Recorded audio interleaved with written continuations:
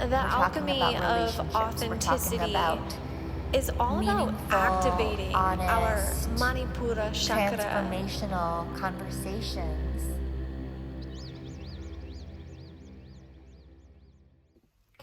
Hey guys, and welcome back to our podcast, The Alchemy of Authenticity. This week we're talking about the alchemy of empowerment, and it's a really juicy conversation, so get excited. We're gonna change it up a little bit and share some stories. So before we begin, I just wanted to touch on what empowerment means. Yeah, what would you say empowerment means to you, Rebecca? I would say that it means having what I need inside myself to do what I want to do and need to do without asking permission or checking in with anyone else. It's a sense of my own autonomy and my feeling of capability. Yes. Yeah. Oh, incredible. Yeah. I agree with that. And when I think of empowerment, I think of literally fueling yourself with the power to transform your life, right? Not just to continue to practice however you are, but to really fuel this dramatic shift. That's how I've made really empowering chapters come alive in my life. And like we were talking kind of before, waking up and just realizing like there's so much that needs to change, and instead of electing to just live your life the same way and be miserable, because it's more comfortable to do those things and it's a familiar, safe space, empowering myself to make dramatic shift and face fear. So then that would mean that you were in a situation where something had to change, where something got so uncomfortable, right, that you felt the need to shift in that moment. 100%. Right. So I feel like there's those moments when things are going on that need to change, where we need that courage to follow through with making a change, and that's really scary. So we need that extra, I don't know what like you call it, like a boost, like a zest.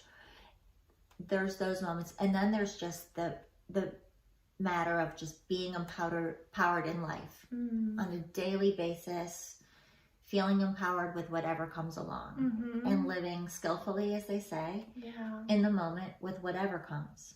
So I think that there's a nice balance. And I feel like living with that empowerment, that I can handle my life, whatever life presents me, is one thing. And then there's an extra charge to it when we actually have to like gather ourselves, make a plan, and make a change. I agree with you. It reminds me, just yesterday performing. Like, would you say that's more of the daily empowerment practice to elect to, like, I was so scared I was about to perform, and I was like, wow, these people are so good.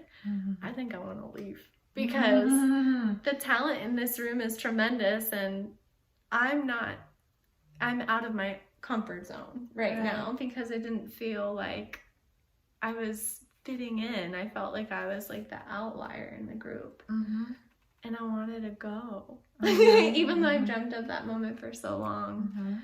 But I think either way that you look at it, you're able to empower yourself in every single situation as the present moment unfolds. But I feel like you're living an empowered life got you there and through. I don't think that what happened in an isolated incident. You're an empowered woman. You've been empowered.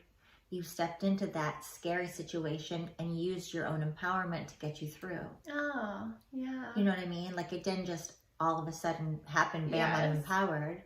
You've gathered your empowerment through your whole life, and then you used it when you really needed it. And this is why this is so good, because it's all about perspective. Yeah. And I tend to just think of things of like dramatic events. Like that's just my perspective and personality.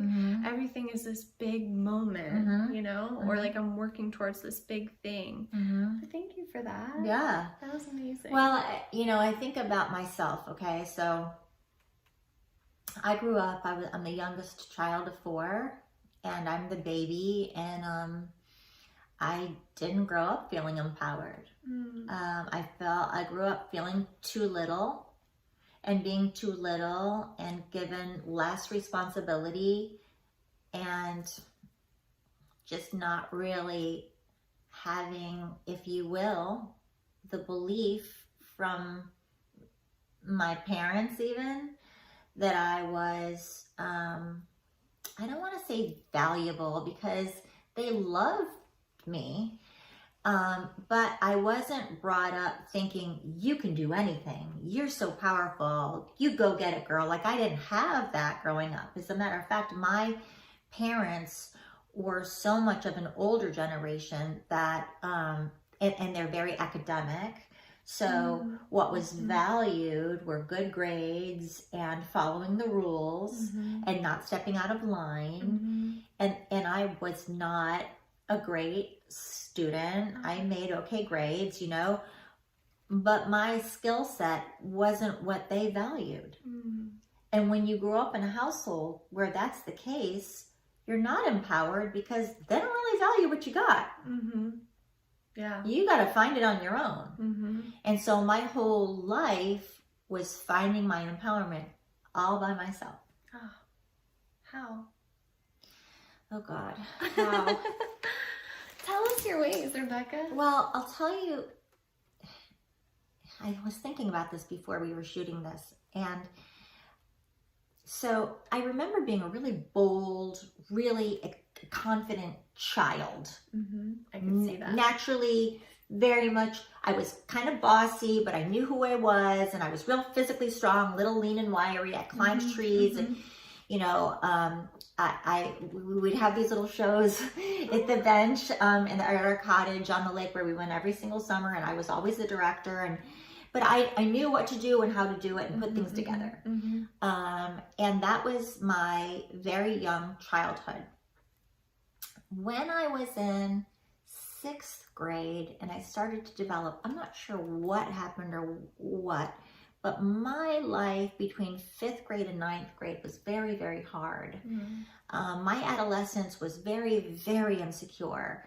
I would fall in and out of friends. I would be left out. I would get picked on. I would have some bullying. Me too. Yeah, and I wasn't empowered, and I was very fearful, and my parents didn't have my back because my dad was like, well, what did you do to deserve this kind of thing? Yeah.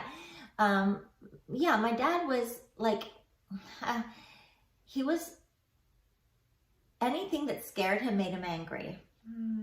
So when he was afraid, especially with me not being who he wanted, he'd get mad at me. Or if somebody else was like on me, it would be my fault. Like I got blamed for that stuff.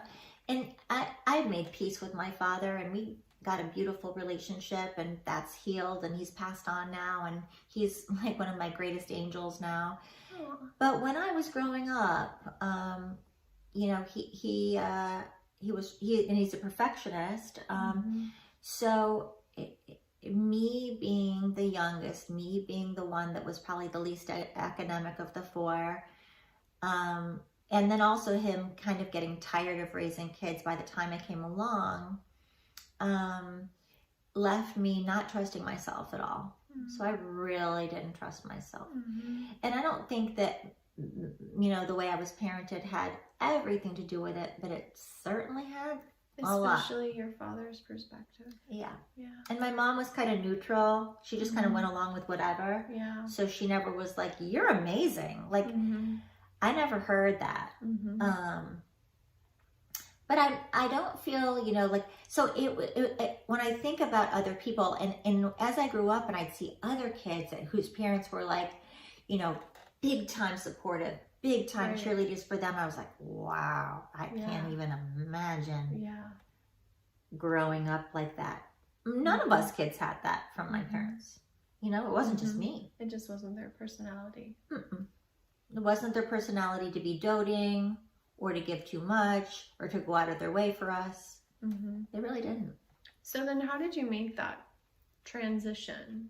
Like feeling so powerless and unsupported, especially by the people that you cherish the most. Like, when did you blossom?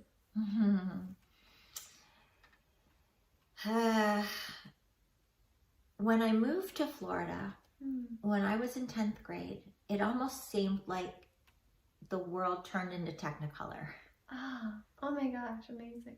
Yeah, Florida from upstate New York was a much softer, warmer, literally, and, theoretically, whatever, metaphorically, gentler, more accepting, forgiving place for me. Yeah. Oh my God, I agree. Yeah. So like I grew up on Long Island in New York, and I moved here in 2004 to Florida.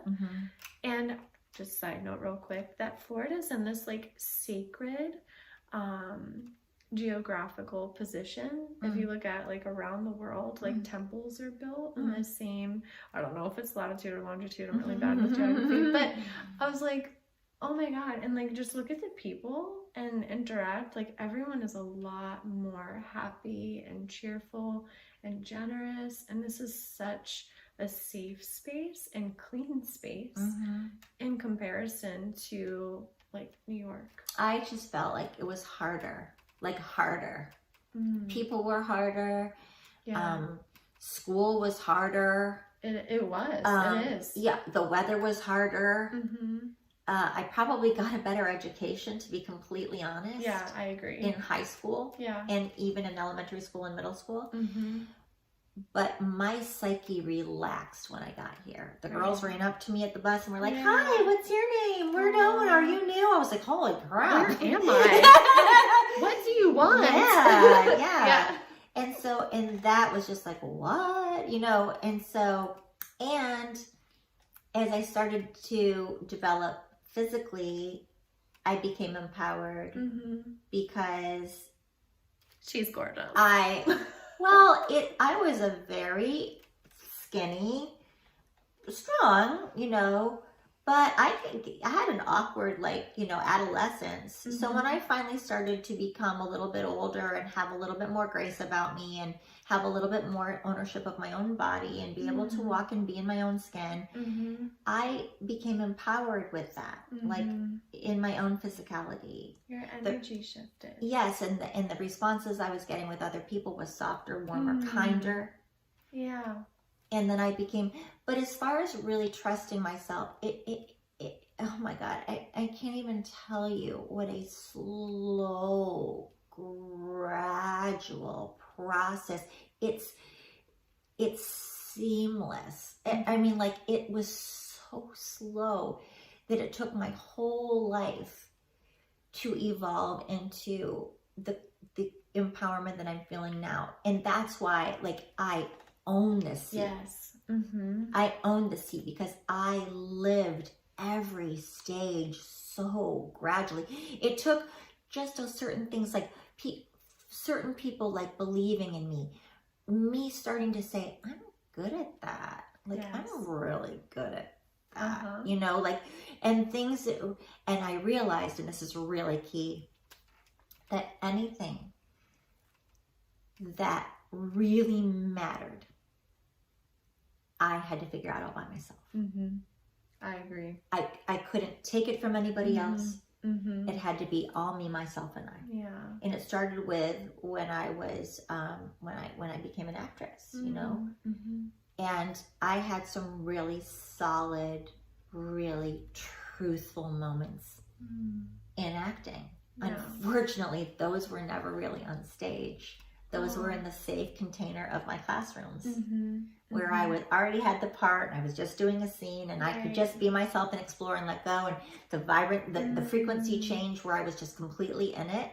And those were some real moments. And I had teachers be like, you can do this. Wow. Like and I was like, wow. Like this thing that I want more than anything. Yeah. So that really gave me a lot.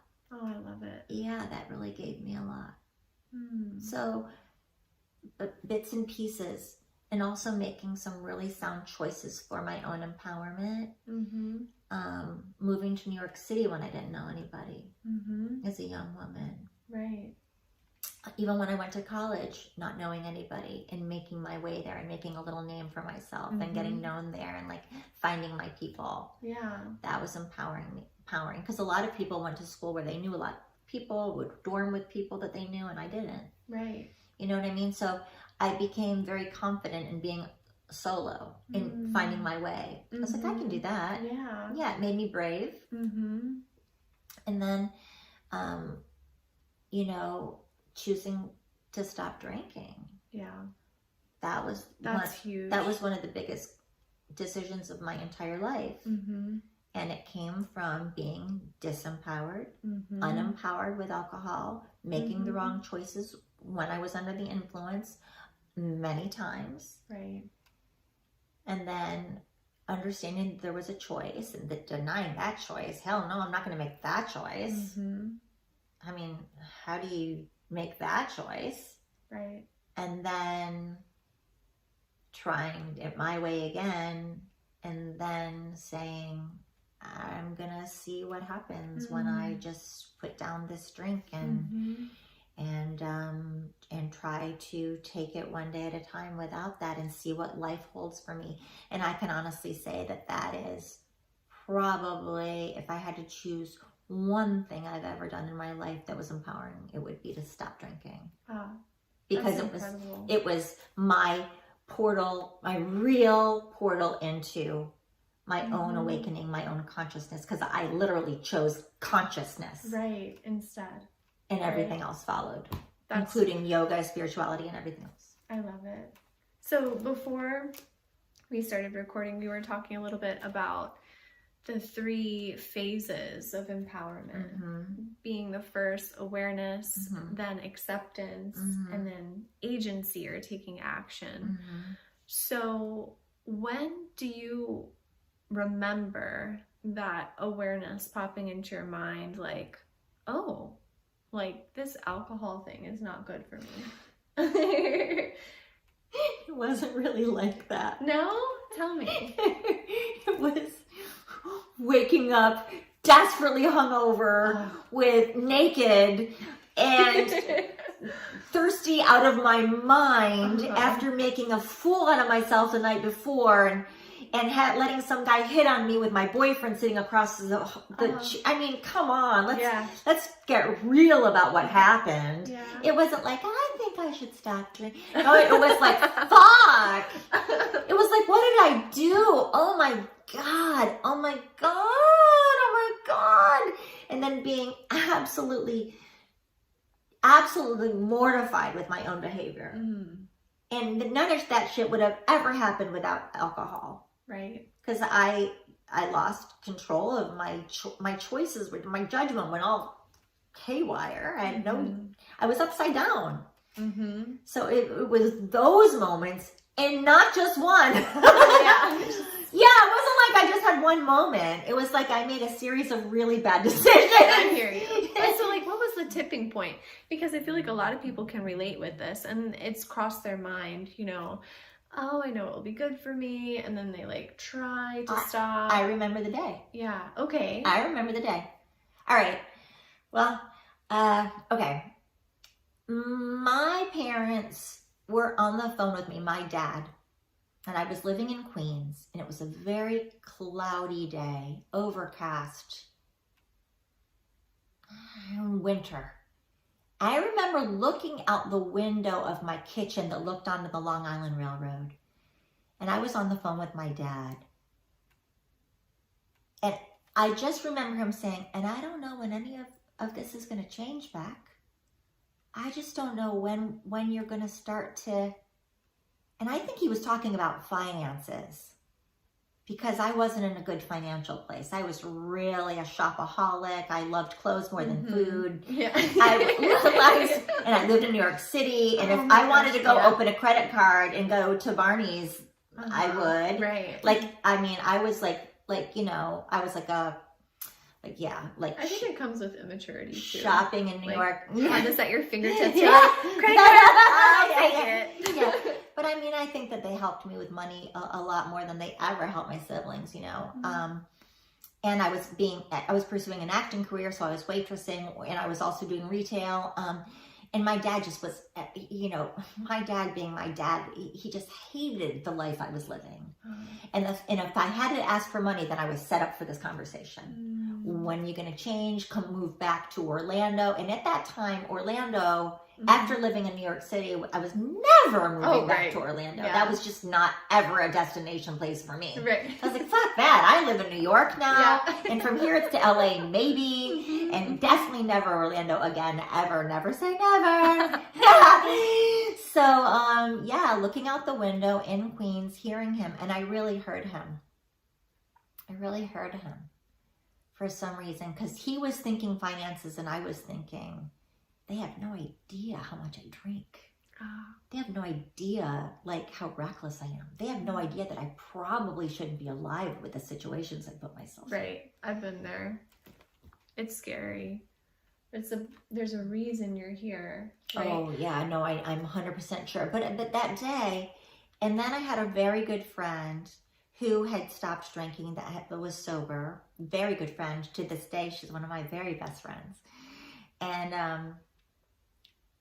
I called her. And she said, there's a meeting right across the street from where you work on Fifth Avenue. It's a lunchtime meeting. Why don't you go there for lunch? Oh. And I did. Oh, yeah. So that was the agency. When did you accept that? Because you could have easily been like, nope. I'm going to my favorite spot for lunch. I'm not going to go, like... You have to hit a place where you're ready to change. And nothing in the whole world, if you're listening to me right now, if you have someone in your life who's drinking or using drugs or using any kind of addictive behavior, or you yourself are, you know beyond a shadow of a doubt that what I'm saying is true, is that person has to be ready to change, or else it's futile. They have to be ready. Something has to resonate, something has to happen. They have to hit their own personal bottom, or they have to have a certain amount of, like, a wake up where they're like, I don't want to do this anymore. Right. Because I'm definitely in the position now where a family member is kind of crumbling to the grips of alcoholism. And no matter what you do, and I used to really beat myself up for this. Which, like, being the victim, or like being empowered as, you know, this family member that I am. It's totally mindset. So it was hard for me to witness this person just over and over, like, make bad decisions and put them and other family members in terrible situations. And so,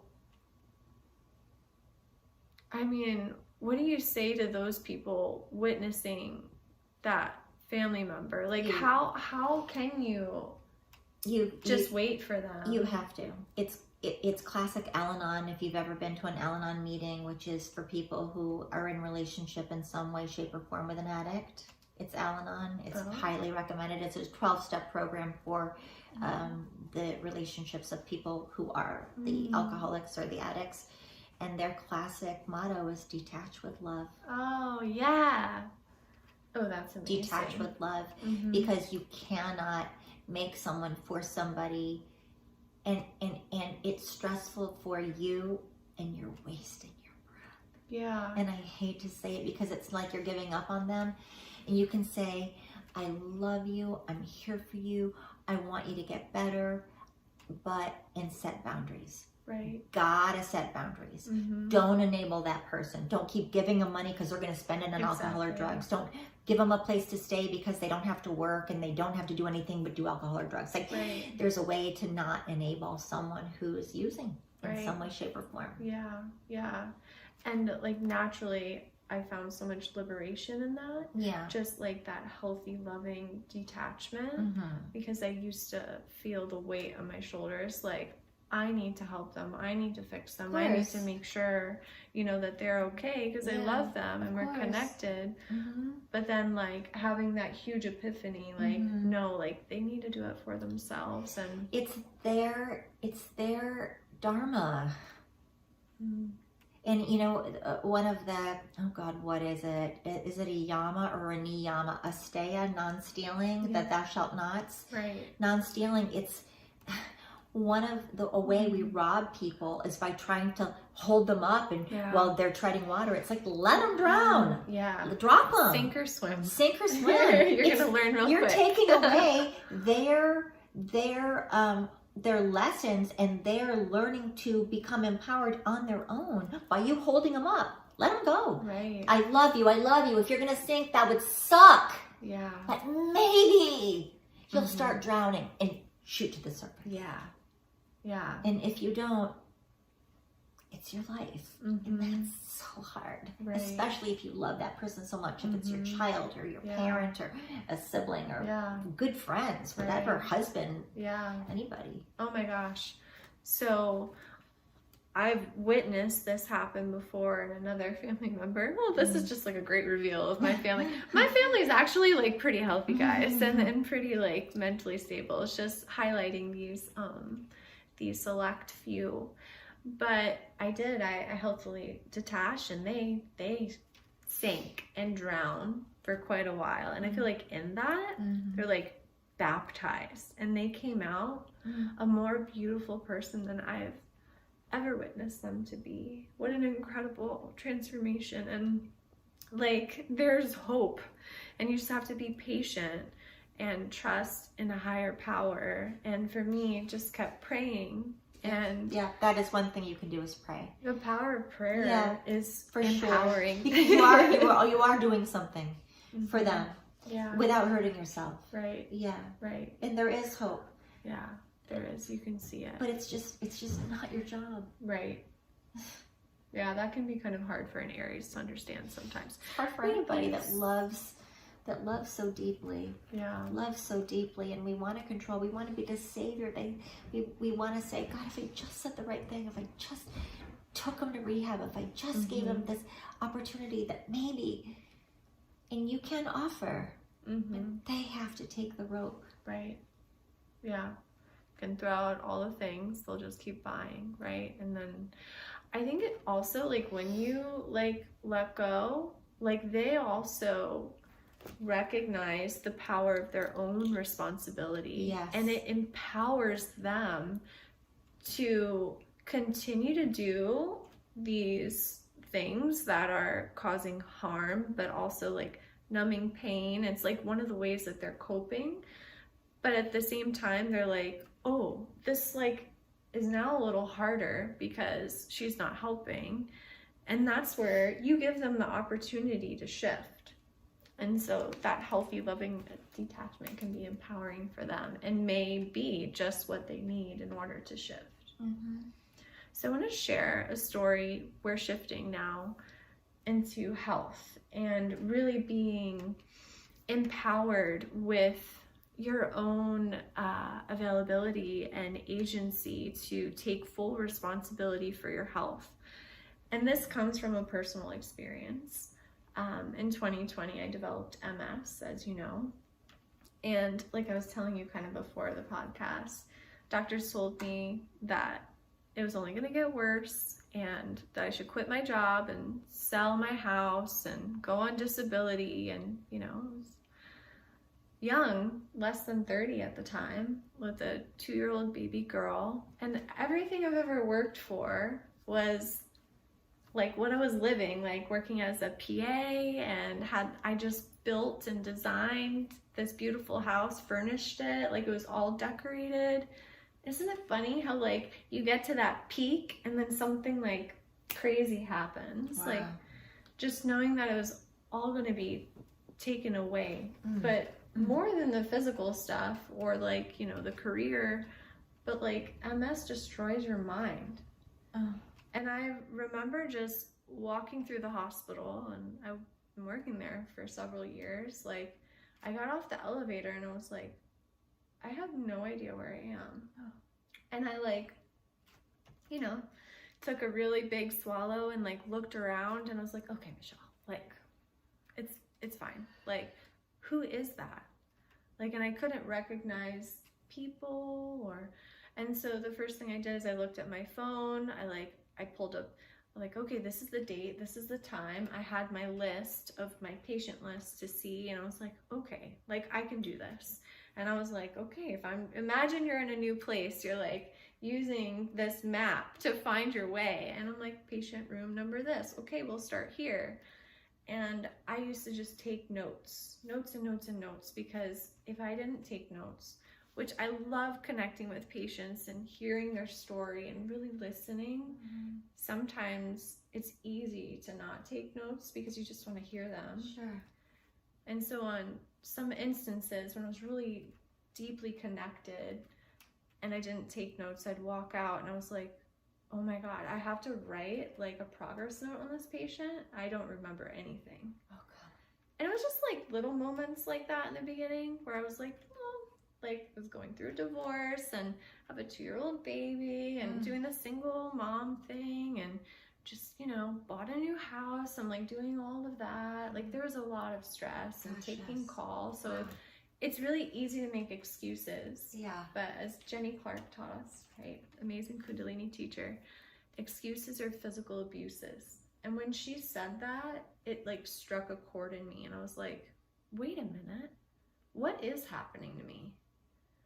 And then more progressively, the motor issues developed. Like I would be suturing and just drop like the needle driver like on the ground. Now someone has to go open a new one, like it's no longer sterile. And then like I couldn't like feel my fingertips. And when I was like looking at the monitor, like while using the robot, like I couldn't see that. Like I had to ask the nurse to bring it closer. And I was like, okay. Wow. Something's wrong. Yeah. And then feeling like weird tingling all over me, like, and it's intermittent. It's so weird how it like waxes and wanes. And so after all these doctor visits, and I think the MRI was probably the scariest because just like looking at your brain, being a neurosurgery PA, looking at your brain like, oh, there's multiple lesions. Like this is really happening. Wow, Michelle. That was crazy. And that was the awareness. And there, like you were describing, there's a long road to acceptance. Like multiple mornings for a while, I would just like after get my daughter up and do my meditation, and right before I walk into clinic, just cry hysterically. I'm like, how much longer am I gonna do this? Like, how much longer will I be able to interview patients, you know? And even talking to the doctors that I worked with, I'm like, what do you guys think? Like, you know, what should I do? And they're like, oh, you'll be fine. Like, I hate that. I hate when people say you'll be fine. Like, what do you mean? Like, I'm losing my mind and my body. Like, like this is the worst nightmare. Right. Comes to life. Absolutely. And God, how terrifying. So scary. Oh, I remember being in your hot power class. God, Michelle. And heat is a huge trigger for MS. Like, I don't know if anyone out there has it, and they have this heat sensitivity. Like, I remember even sitting by the pool, you're fine, and then all of a sudden, you're like, oh, like it feels like someone's microwaving your brain. Like, it's like that uncomfortable, itchy heat, but it's like in your head and your face, and it like travels down on like your back, and you feel like you can't breathe and you're very confused. Oh gosh. But I remember being in your hot power class and like, yoga is good for me, like let's do this, and mind over matter, like I like kept going. And one of the things with MS is like that underlying stubbornness, and inability to like surrender and lean into loving the shadow and the yin part, which I discovered later. So here I am pushing myself in your yoga class, and you taught us, you're like, the theme of the day was sankalpa. Do you remember that? Wow. Like honoring your practice. And oh my God, so many. Promise. And so here I was, very uncomfortable, having one of those like heat episodes, and I walked out and I laid down in the cool room for a while, and like I could feel, I'm very connected to my husband now, at the time it was my boyfriend Anthony, and he was like, where'd she go? Like, you guys were like, I looked at him and I was like, we had no idea why you left. And I felt bad, and like the previous me would have never left, because I never wanted to make anyone else like uncomfortable or anxious or disrupt the class. But sankalpa was the theme, and I was like, golly, shit, I'm like, this is it in real time. Like, this is like, I've had the awareness, yeah, and now I'm like accepting this lesson that's being presented. Now I'm gonna take agency to be empowered. I'm getting up and I'm moving. Oh my God, how brilliant of you. How brilliant of you just to take care of yourself in that way and to use what was said to help yourself. Because that is yoga, people. Yeah. If you think yoga is anything other than that, yoga is using the lessons in real time, in real life to help yourself. And that's exactly what you did. So that's true. Incredible. Thank you. What a great story. But it's like the present moment's always unfolding, and the universe is always presenting you that opportunity. That's right. Like, wherever you are in your journey, right, like you can choose right here and now to listen to what's being presented, yeah, and to really like honor you and your life. And you get to choose, like, do you want to be this victim that's always pleasing others and abiding by, you know, what is acceptable or, you know, culturally appropriate? Or like, will you take a stand and actually do what's like good for you? Choose you. Choose you. Yeah. Instead of the voices and the conditioning and the programs and the people pleasing and everything else that we're taught to do. Don't make a stir. Even like me, I was taught to do that. You know, and you were able to do it. So congratulations. That's a big moment. Thanks. So then keep going with the story, because this is a very important story about how you led yourself forward. And also just want to say that, you know, yoga is about being aware of yourself, of your feelings, of your body, of your breath, of your thought process, of what you need in the moment, and then doing it. Yes. Skillful action, living skillfully. I mean, action and motion, and that is how we take care of ourselves, right? Amen. Preach, sister. Okay, so I think the huge shift was this mental shift I made, and that, you know, I was meditating every day. I was going through the motions. I was doing physical yoga and philosophical yoga. I was making connections with my community, and I was finding meaning in my work. And I, you know, really nourished my body with whole foods from the earth, and was exploring this anti-inflammatory diet and all these different things. But the biggest shift came from the ability to love myself, to mentally shift from this like victimhood to victorship, and recognize no matter what, I was in the driver's seat of my life, even if everyone around me told me I wasn't. With this perfect interwoven relationship of fully surrendering to the divine and trusting that this higher power would not only heal me, but guide me very gracefully through the motions. And so I used to listen to like Joel Osteen in the shower and like put my hands up and cry and do all these things. And I remember like it was really empowering for like many months. But then all of a sudden I was like this type of relationship with God is not the one that I'm destined for. Like I felt like there was something more. And honestly, I had this incredible experience with transcendental meditation, especially like my bare feet in the earth after an intense yoga class, and then just like opening myself up and turning my gaze into my third eye and doing some deep breathing, and then just like opening myself up to feel like the energy of the universe coursing through my body. That was really empowering, paired with this evolution of unconditional love. Wow. Because honestly, before I developed MS, always I lived in fear. Like I'd be walking down the stairs and I'd mentally imagine myself falling down the stairs and breaking my legs. And I know when I share those stories, people are like, what? I'm like, this is crazy, but seriously, every single second. Like I'd be in the OR and I just imagine someone like completely cutting the bile duct, and that's like a serious issue, you know, or like, you know, someone having a heart attack, or just worrying about my parents, or always worrying. And me listening to this narrative going on in my mind about like, oh, like you think you can do that? You can't do that. Let someone else do that. Or, oh, you think you're beautiful? Like, did you see that you just like broke out and look how red you get, and like when you're like scared?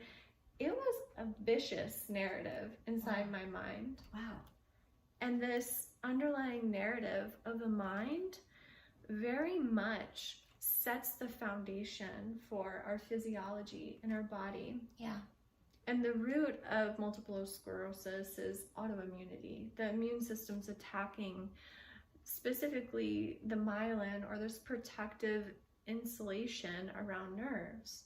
You know, spirit lives within the nervous system. And here's my physical body, you know, as flesh, we have shadow attacking the light. It's everything that I've been exposed to as a child, as you've talked to, that conditioning that set the subconscious up to create this vicious relationship in the mind that eventually, with just a little bit more fuel and fire from the outside of going through divorce and not really working with the most, how can I say this? Surgeons can be really mean. You know, and just one little thing after another, until all of a sudden it's like, oh, you just fell in the parking lot on your face, like, and you didn't even see it coming because your legs went out on you. Like, your body is telling you to stop and listen because something needs to change. So I changed, and it wasn't easy, and it was guided by your wisdom and yoga classes, and continuing to show up and develop this devotional sadhana every day, no matter what, sitting there and in transcendental meditation, connecting with God and allowing Him to heal me and guide me. And like every bit of it gets easier as you just continue to step forward. And eventually you come out the other side and you're disease free.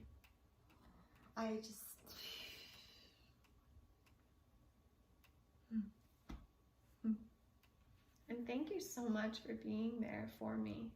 She's been such a light. Like, she's been with me through the darkest times. So do you think that, I'm just so curious about those moments that change us, those moments where, you know, before that was like listening to the programming and all of that stuff. And I mean, was it a moment in transcendental meditation where, or was it the fall in the parking lot, or was it all of the above, or was it just like how, like, what was the stuff that caused the shift? Yeah, I would say the first transcendental meditation experience I had, I went into it very open. I am that way. I'll try anything. Me too. Down for it. Let's do it, right? Yeah. So you show up with flowers and like a white cloth and a piece of fruit as your offering. Where to? Oh, to a transcendental meditation Center? teacher. Oh, so teacher. Okay. So you can go to tm.org. They don't pay me or anything, but to find your teacher near you. Mm-hmm. And I had no idea. No one. There's a lot of people can teach others about transcendental meditation and teach them that you go there with an offering to receive this incredible sacred spiritual practice. I knew nothing. Literally, Anthony, my husband now, he's like, this worked really well for me. Do you want to give it a try? And he paid for it for me and everything. And I was like, sure. Yeah. I asked no questions as I normally just jump dive right in. And that's me too. Yeah. Explorers. So I showed up and there was like this book on the table, and I don't remember the name, but she was talking about how you can like completely heal your body. Oh. And was it Louise Hay? No, okay. It was this older woman, and she was talking very much about like vitality and youthfulness with meditation. Then even like flipped through, there was like some evidence-based medicine on this table talking about how it's good for hypertension, high blood pressure, anxiety, depression, all of this. And I was like, this is really appealing to me personally, but also as a provider, like I can really help patients. So I'm always in that mindset. Yeah. And so Olivia was my teacher. She did this incredible ceremony and chanted in this language. I don't know what it was. And she taught me how to practice. And we did it for 20 minutes. And she apologized. She's like, it's usually really quiet, but the birds were so loud. I'm like, I love birds. I love birds so much. And I feel like they're very much like a spiritual like sign. Yeah. I do too. Yeah. So, I mean, it didn't bother me. That's what I told her. And before that moment, I was experiencing debilitating fatigue. Like, you know when you become sick with some kind of virus and you feel like you get hit? Yep. Like you're just out. Yep. Oh, yeah. Living with MS seriously is like that all the time. Oh, gosh. You can sleep forever and you just wake up and you're like, can I go back to bed? And at this point in time, I was sleeping like 18 hours a day and just still not feeling rested. Yeah. But when I got done with this first meditation, I gently opened my eyes and then closed my eyes. Yeah, opening my eyes, letting a little light back into my central nervous system. And I felt like I woke up from like the best sleep of my life. And I was so energized. Wow. This happened at like 2 p.m. in the afternoon. And when I went to sleep, when I attempted to go to bed, I was so excited. Like, you know how you can feel the excitement in your body? Yeah. Like, it was like if you're a phone, like living on like 2 to 3%, and then all of a sudden you got like a full charge, you're like, what can I do? I can run a marathon. And I'm like, how can this be? Just in like 20 minutes. Wow. So I think that was a huge component of healing, was that physical feeling of being well and energized. Wow. And that's something so simple like that, which I had no idea what I was actually doing. Right. Could empower you. Wow. Yeah. And so that was like that first little like taste of this healing journey. And now, oh my God, it is like that was like dipping my toe into this infinitely deep lake of compassionate love and discovering the divine. And now I'm like, you know, in knee deep, doing like a lot of cool things. And let's talk about your physical health. Tell them. So Tell good. them about your physical. Oh, yeah, because they don't know. What do you mean? How exactly? you're doing physically? Oh, very well. Like And MS. MS is gone. Say it again. MS is gone. Okay. It's not in remission. Like it is gone. Which, you know, in traditional allopathic medicine, it is something that is either intermittent, relapsing, or progressive. Like there is no like miraculous healing. The same with cancer and all these things. And I think the documentary Heal will explain this really well. But they investigate how people spontaneously heal from these diseases that are known not to be able to heal. Yeah. And it really comes from that ability to empower yourself. Yeah. And I also think that it's spiritual. I think 100%. It's because just thinking about Dying to Be Me by Anita Moorjani, stage 4 lymphatic cancer, gonna die 100%, died, went over, crossed over, had a spiritual experience, was dead for a while, came back, cancer gone. Oh my gosh. Doctors were like, what? Yeah. Like it's one of the most widely documented near-death experiences in the world. And she wrote the book, Dying to Be Me, changed my life, gave me a really amazing understanding of the power of God. Yes. To heal disease miraculously. Seriously, that's what it is. Like, empowerment is not limited to us. Like, when I think of empowerment, real empowerment. It's like really being able to like surrender to God and allowing Him to animate all of life Shakti through you, revitalizing your spirit and allowing it to heal every single cell. Yeah, but you have to be receptive to it. Right. It's so much about the receptivity to it, to really allow it to surrender, to open to it, to be in that space so that it can happen. Yes. And pretending or trying to fool yourself won't work, because the vibration isn't, the frequency isn't there. You have to be able to be tuned in for it to come. And that in itself is a process of allowing God to flow through you. And that is a whole nother episode. Seriously. Yeah, because the stuff we're talking about is, like, for me, this is authentic empowerment. Authentic empowerment is allowing God, the infinite, divine intelligence, wisdom, love, to be able to flow through you. And then you're healed through Him, and you're a conduit for other people. Yes. Oh my gosh. And really quick, I just want to share that there was this one moment that I really wanted to just sit and eat lunch with my friends, like in the hospital, and they had like tortillas and like everything that causes inflammation, like nothing that's actually going to be good for my body as I'm going through this healing journey. But I longed for that connection because I felt like an outcast, like eating, you know, whatever I was eating.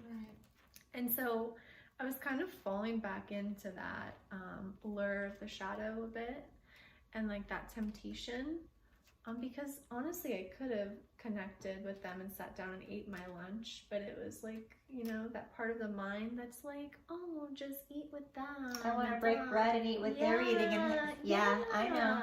Yeah.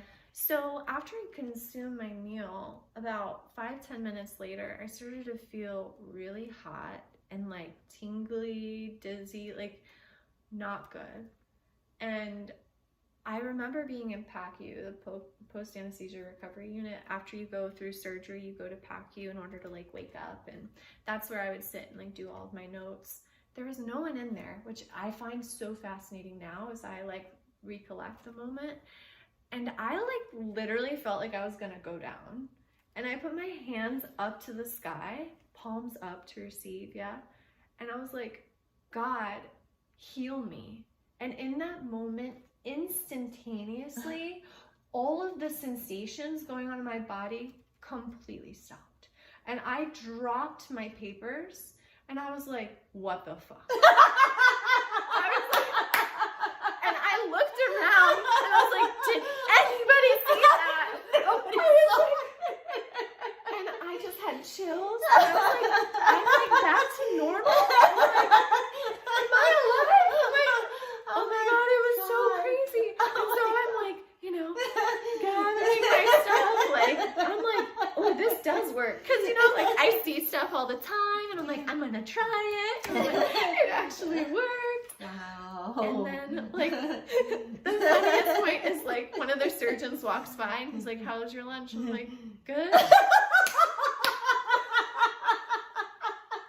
Good. So good. So. Oh my God. Yeah, when you're in need of some empowerment, just lift your hands up. God, help me. What a trip. Oh my gosh, Oh my so God. cool. I love that so much. There's so many elements there too, like, yeah. you know, the physical angles and postures right, that we 60 do. degrees. Yep. How they positively influence our physiology and they open up the mind to receive that vocalization. You know, your tongue is tapping on the meridians of the palate, and it's actually like changing your neurochemistry. Right. And you're speaking it. When you speak it, it's a spell, and so it is. Right. Like so many things. Right, we're all aligned in one moment. And then just me. Like there was no one there. And some magical shit happens when you're by yourself. Yeah. And I was like, and then delivered. Yeah. And so it is. And so it is. Yeah. So it wasn't like I was miraculously healed in that moment. I felt like Wonder Woman. And then I was like, oh, what can I do, Jen? And then I was like, jump off the top of the building and see if I can fly. It was like, I remember eating chocolate. This was like, can I eat chocolate? And then just like, oh, no, I'm still human. Like, I still have to go through these. But it was a little taste, again, of like, unbelievable. That infinite bliss. Wow. I mean, oh my God. Yeah. Gosh. So many ways to be empowered. So thank you guys for joining us today. Thank you, Rebecca, for everything. Oh my God. From my whole heart. Thank you from my whole heart. You're an amazing teacher and friend, and I'm just so lucky that I get to do this with you. I'm so glad that you healed yourself and woke up to yourself and to the God within you. Because I know beyond a shadow of a doubt that you're helping so many people from this story. I mean, she's a healer, she's a coach, she guides people who have these autoimmune problems, and she can help heal you too if this is your problem. So, I mean, honestly, there is a gift in the wound. The gift is in the wound. Yes, once I figured out how to not only strategically, you know, develop a method of how you can heal by, you know, your body's a pile of food. So what you eat is what you actually are. And so changing that and reducing inflammation through AIP, and then developing this really sacred spiritual practice to continue to propel you forward and to really present that moment with true devotion for the divine, and then also truly discovering yourself and, you know, learning how to rewire the brain with positive psychology and all of this that I've lived. Like the moment that I recognized took about 8 months of being very strict with what I ate and the narrative in my mind. Michelle. I know. 8 months in the scheme of things. Yeah, I know. It's crazy. Yeah. But once I came out of it, I was like, oh, I need to teach people. Oh, hell yes. So seriously, if you're struggling, like, I'm here for you. My website is below, michelledeline.com. Just click I'm ready to heal, and we'll book a free illumination call and shed light on the darkness so that you can really illuminate how to heal. I'm totally here for you. But it's that ability to, you know, not only empower yourself and to move through these motions, but then to share with the world. Yeah. Yeah. It's really, really important. I mean, because your gift is very obviously your story and the wisdom that you've gained, and then to share it with other people. Yeah. Because you know firsthand. Mm-hmm. But how incredible for me to also be able to still practice medicine as an allopathic PA in neurosurgery, and to help my patients on this level that they don't really hit deep in medical school. Oh, I'm sure you're right. Yeah. And so I've learned how to carefully, weave it in. But you can feel when someone needs something more. If you guys are feeling like you want a little bit more, then go ahead and follow us on social media. I'm Michelle Delene, MICHELLEDELLENE, and Rebecca is REBECCA ROBERTSWEISS. You can also email us at the authenticity of alchemy at gmail.com or head to my website, michelledelene.com. It requires what we courage can truly experience as heaven on earth.